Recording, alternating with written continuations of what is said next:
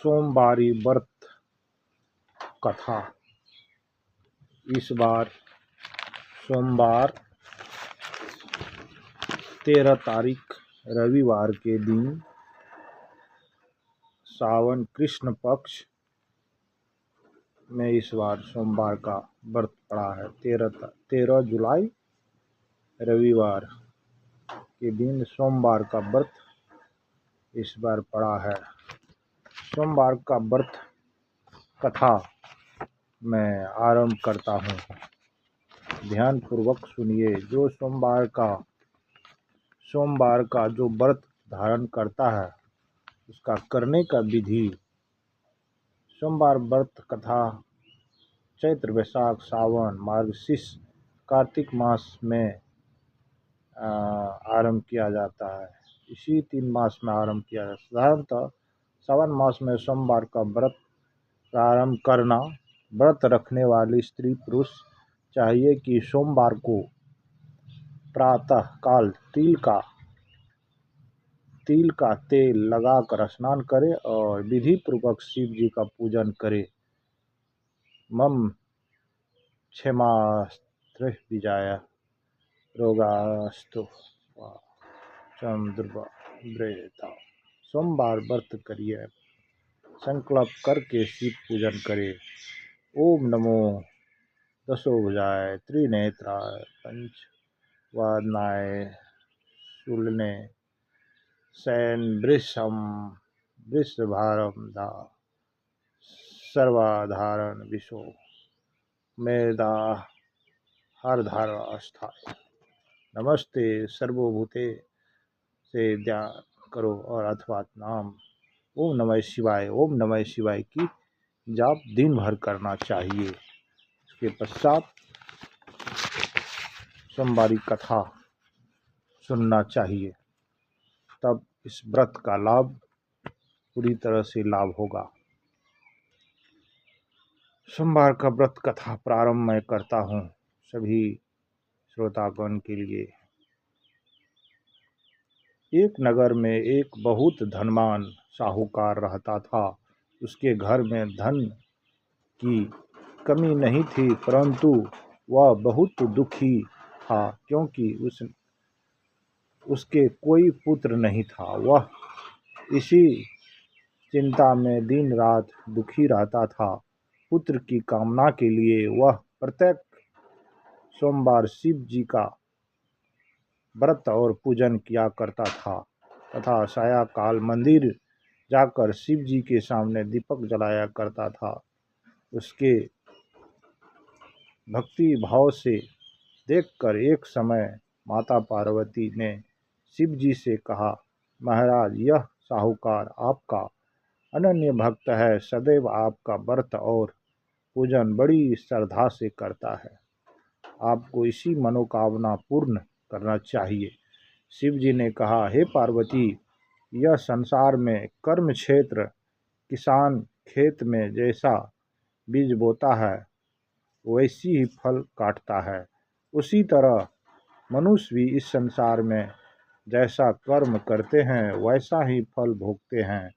माता पार्वती ने यह अत्यंत आग्रह से कहा, महाराज, जब यह आपका अनन्य भक्त है और इसको किसी प्रकार का दुख है तो उसे आपको अवश्य दूर करना चाहिए। आप इसे सदैव अपने भक्त पर दयालु होते और उनके दुखों को दूर करते हैं। यदि आप ऐसा नहीं करेंगे तो मनुष्य आपका पूजन तथा व्रत क्यों करेंगे। माता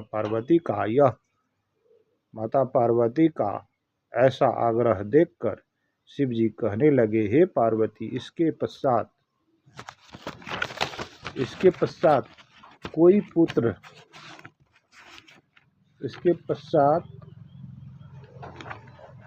पुत्र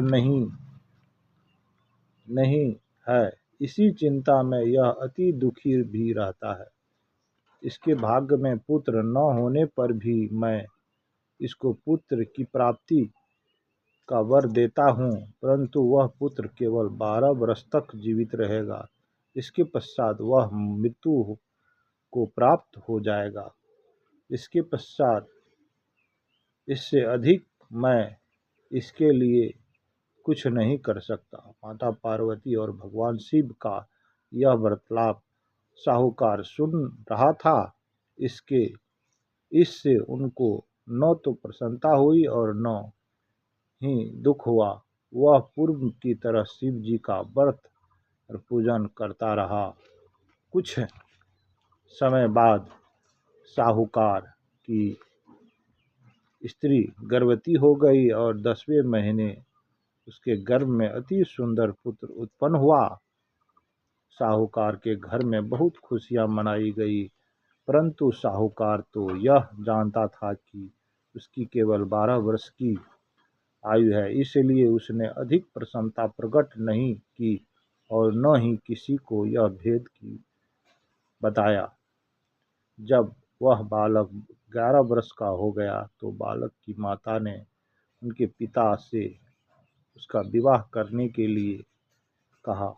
साहूकार ने कहा, अभी मैं इसका विवाह नहीं करूंगा, मैं अपने पुत्र को काशी पढ़ने के लिए भेजूंगा। साहूकार ने बालक को मामा को बुलाकर उसने बहुत सा धन देकर, तुम इस बालक को काशी पढ़ने के लिए ले जाओ और रास्ते में जिस स्थान पर भी जाओ वहां यज्ञ करते हुए ब्राह्मण को भोज कराते दक्षिणा देते हुए जाना। दोनों मामा भांजा यज्ञ करते हुए ब्राह्मण को भोजन कराते तथा दक्षिणा देते काशी जी की ओर चल पड़े। रास्ते में एक नगर पड़ा। उस नगर के राजा की कन्या का विवाह था, परंतु जो राजकुमार विवाह करने के लिए आया था वह एक आंख से कन्हा था और उसके पिता राजा को इस बात की बड़ी चिंता थी कि कहीं राजकुमार को देखकर राजकुमारी तथा उनके माता पिता विवाह में किसी प्रकार की अड़चन पैदा न कर दे। जब उसने सेठ को अति सुंदर इस लड़के को देखा तो मन में विचार किया कि क्या मैं इस दुराचार से समय इसी लड़के से वर की सारी रस्म पूरी की जाए। ऐसा मन में विचार कर राजकुमार के पिता ने उस साहूकार के लड़के और उनके मामा से बात की कि वे राजी हो गए। फिर साहूकार के लड़के को वर के कपड़े पहनाकर घोड़ी पर बैठाकर कन्या के द्वार पर ले गए। कार्य प्रसन्नता से पूर्ण हो गया। राजकुमार के पिता ने सोचा कि यदि विवाह कार्य भी इसी लड़के से करा लिया जाए तो क्या बुराई है। ऐसा विचार कर लड़के और उनके मामा ने कहा, यदि आप फेरों और कन्यादान के काम को भी करा दे तो आपकी बड़ी कृपा होगी। मैं इसके बदले में आपको बहुत धन दूंगा। दोनों ने इसमें हर्ष स्वीकार कर लिया। विवाह कार्य बहुत अच्छी तरह से संपन्न हुआ। सेठ का पुत्र जिस समय जाने लगा तो उसने राजकुमारी की चुंदरी के पल्ले पर लिख दिया कि तेरा विवाह मेरे साथ हुआ, परंतु जिस राजकुमार के साथ तुमको भेजेंगे वह एक आंख से कन्हा है और मैं काशी जी पढ़ने जा रहा हूँ। सेठ के लड़के के जाने के पश्चात राजकुमारी ने जब अपनी चुंदरी पर ऐसा लिखा हुआ पाया तो उसने कानों से राजकुमार के साथ जाने का इनकार कर दिया और अपने माता पिता को सारी बात बता दी और उन्हें कहा कि यह मेरी पति नहीं है, मेरा विवाह इसके साथ नहीं हुआ। जिस वर के साथ मेरा विवाह हुआ वह तो काशी पढ़ने गया। राजकुमारी के माता पिता ने अपनी कन्या को विदा नहीं किया और बारात वापस चली गई। उधर सेठ का लड़का और उसका मामा काशी पहुंच गए। वहां जाकर उन्होंने यज्ञ करना और लड़के के पढ़ना शुरू कर दिया, जिससे इन लड़के की आयु 12 साल की हो गई। उसी दिन मामा ने यज्ञ रखा था। लड़के ने अपने मामा से कहा, मामा जी आज मेरी तबीयत कुछ ठीक नहीं है। मामा ने कहा, अंदर जाकर सो जाओ। लड़का का अंदर जाकर सो गया तो थोड़ी देर में उनके प्राण निकल गए। जब उसके मामा ने आकर देखा कि उसका भांजा मृत पड़ा है तो उसको बड़ा दुख हुआ। उसने सोचा कि अगर मैं अभी रोना पीटना मचा दूंगा तो यज्ञ का कार्य अधूरा रह जाएगा। अंत में उसने जल्दी से यज्ञ का कार्य समाप्त करवाकर ब्राह्मणों के जाने के बाद रोना पीटना शुरू कर दिया। संयोगवश उसी समय शिव पार्वती उधर से जा रहे थे। जब जोर जोर से रोने की आवाज़ सुनी तो पार्वती जी ने कहने लगी, हे महाराज, कोई दुखिया रो रहा है, उसके कष्ट को दूर कीजिए।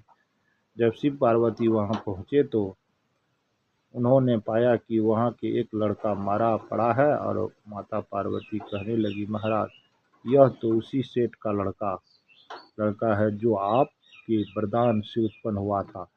शिव जी ने पार्वती से इसकी आयु इतनी ही थी, वह भोग चुका है। तब पार्वती जी ने कहा, हे महाराज, इस बालक को और आयु दे, नहीं तो इसका माता पिता तड़प तड़प कर मर जाएंगे। माता पार्वती की बार बार आग्रह करने पर शिव जी ने उनको जीवन का वरदान दिया और शिव जी की कृपा से वह लड़का जीवित हो गया। उसके बाद शिव जी और पार्वती की कैलाश पर्वत को चले गए।